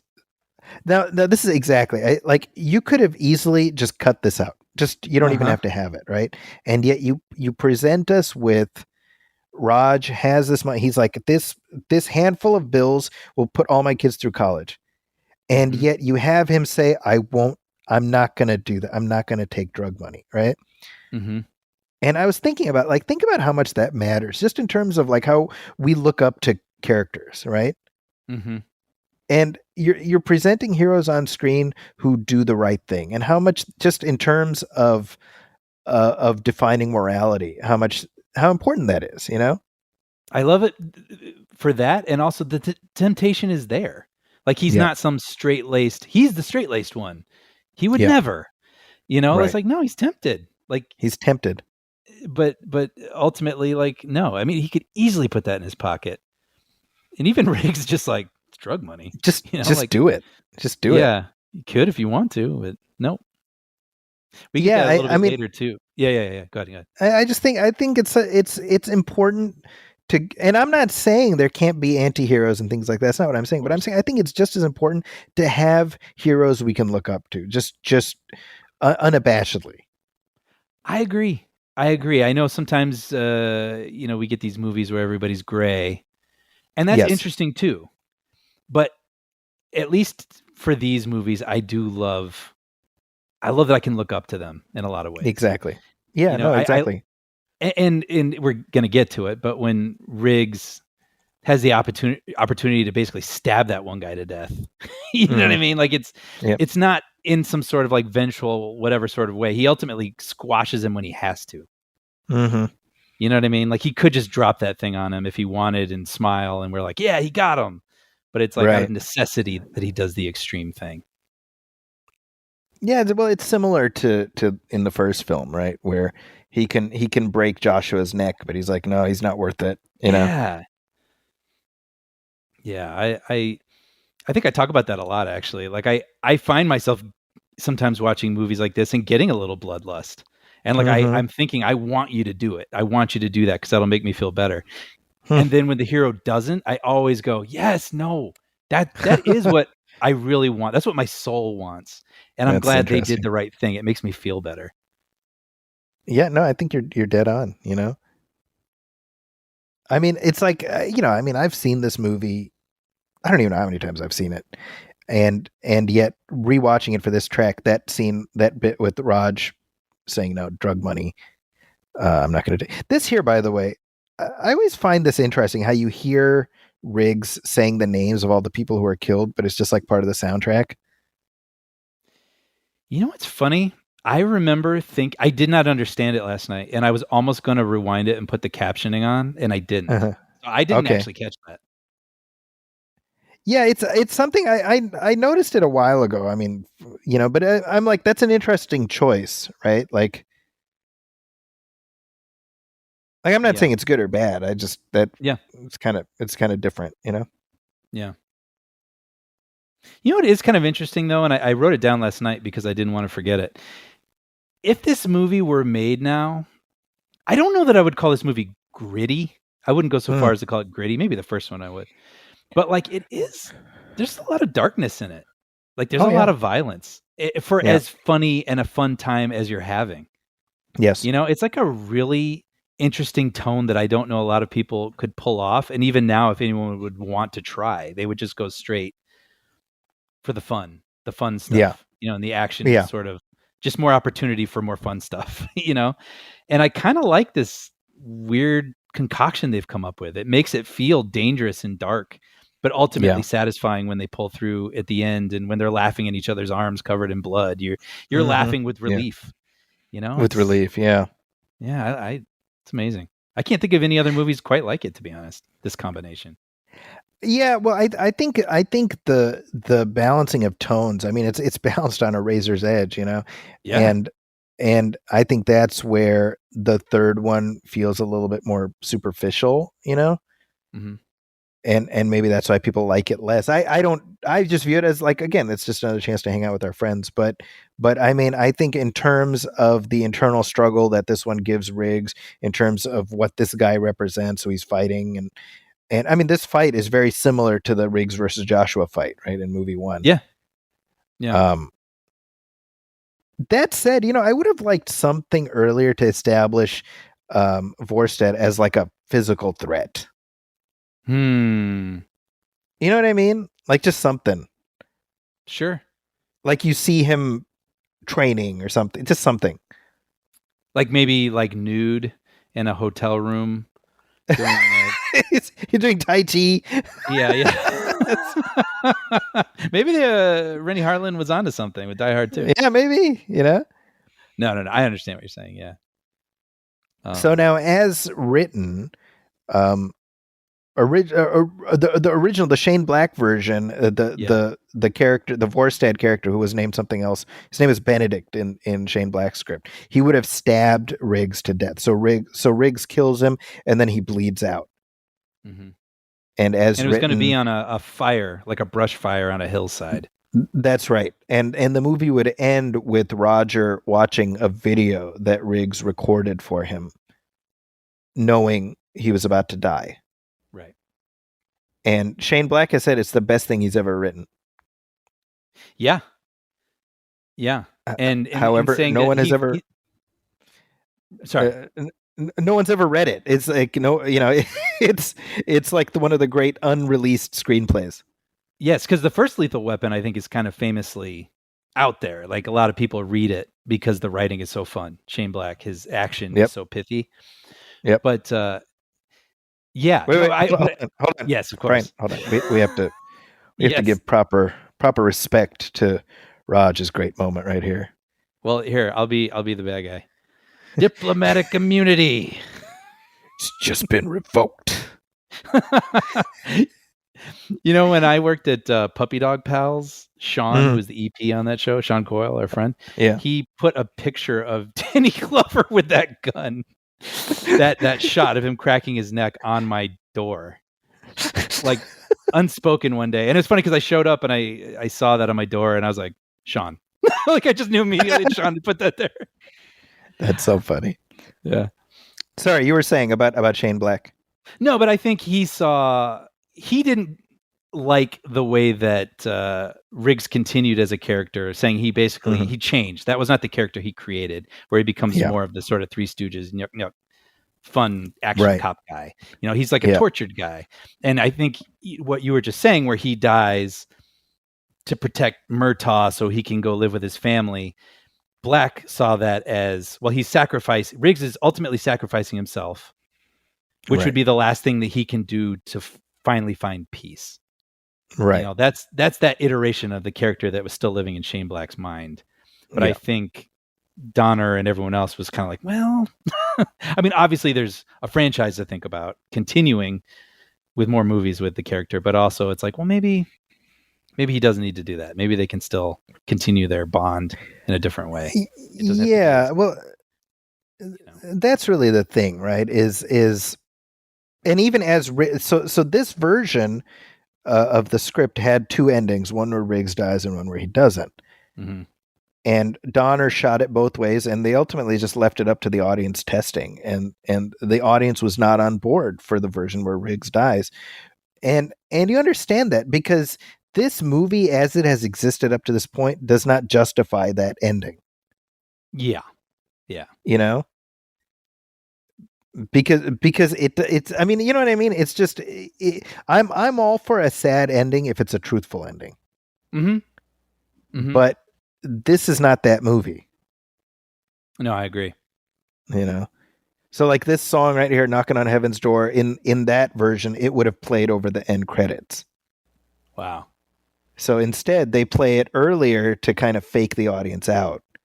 Right. Wow. But the the crane shot that we have coming up where you see, Riggs in Raj's arms, that's dead Riggs. Yeah, I read that. That's the shot from the ending where he died. That's amazing. Isn't that crazy? Yeah. But this, I mean, come on, even with the sound off, watching, Riggs and Murtaugh's arms covered in blood, and they're just joking. He's been shot up and stabbed. He's like, he needs to go to a hospital, but they're just cracking each other up. Yep. It's just so heartwarming. Yeah. Like, and so if you imagine that like Riggs is actually dead there, it's like, no, I don't want that. No, I actually, now that I think about it, that being potentially the last shot of the movie, I can't even wrap my head around that. That'd be so depressing. Exactly. So it's funny because normally you rail against audience tests because it's like, oftentimes they're giving like really stupid notes and whatever. Mm-hmm. But obviously the audience was right on this one, I think so. Yeah. Yeah. Wow. And by the way, if you want to see a dead Riggs, just watch season 2, the season 2 finale of the Lethal Weapon television series. Yeah, right. They croak him good. Man, that show, We that's so sad that it went the way that what it a did. train wreck. It really Yeah. like it started out very promisingly, and it's unfortunate. Um, I wanted to mention, by the way, we didn't mention him at all, but Michael Kamen, who came back to do the music. Mm. Mhm. I think that the combination of Michael Kamen plus Eric Clapton and David Sanborn, they created such a unique musical identity for these films that carries on through the entirety of them. You know. Totally. Totally. I love it. I miss those orchestral scores in action films. You know? Yeah, well, I miss Michael Kamen. Yeah. Yeah. You know, again, he's another one. He died too young. Yep. Yeah. Did Die Um, Hard, of course, as well. Die Hard, and he did Robin Hood, Prince of Thieves, and The Dead Zone. Actually, um, he really created a distinct musical identity for '80s action cinema, just as much as John Williams typified sort of '80s fantasies. You know, Mm-hmm. Mm-hmm. but Lethal Weapon 2. What are your closing thoughts? You know, I've seen it a handful of times. I thought I remembered it pretty well, but revisiting it last night, I was surprised how much I felt while I was Hmm. watching it. And even after it ended, I mean, that ending really, really touched me. Like Yeah.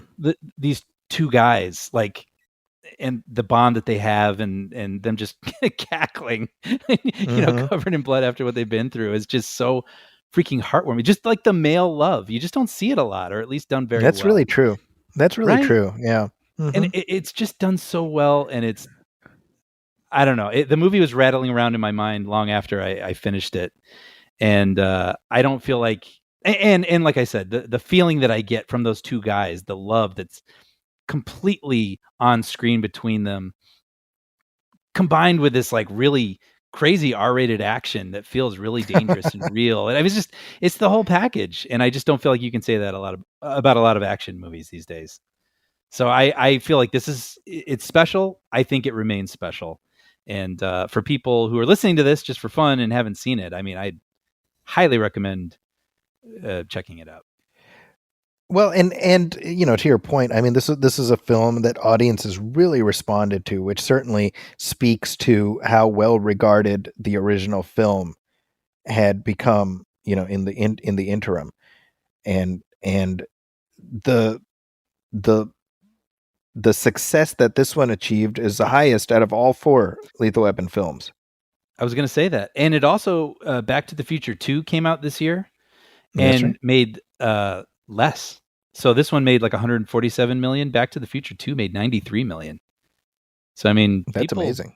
people were into this. Yeah, I mean, to be one of the few successes in the year of Batman, Yeah. that's no small thing, you know. Yeah, on Uh, the podium of three, you got Batman, Last Crusade, and Lethal Weapon 2. yeah, I think worldwide it made $228 million,